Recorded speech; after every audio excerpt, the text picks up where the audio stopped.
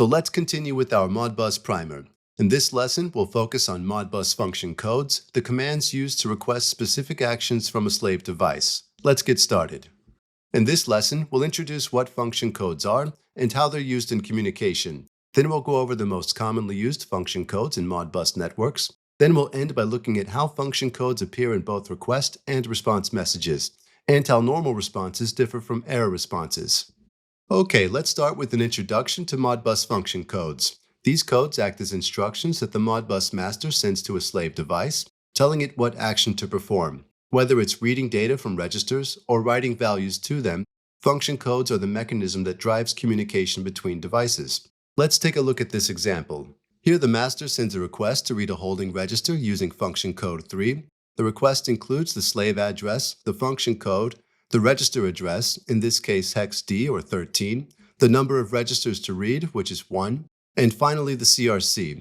Together these fields form a standard Modbus request message, including the function code. On this slide we've got a summary of the most commonly used function codes.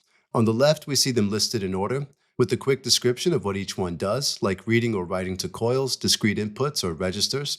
On the right, the table organizes those same codes by type of data access. The bit access group handles single bit values, so this includes reading discrete inputs or reading or writing coils. The 16-bit access group handles register data, both input registers and holding registers. And we also distinguish here that input registers are read-only, and holding registers can be both read and written too. This breakdown is helpful for understanding what kind of data you're working with and which function code to use depending on your goal.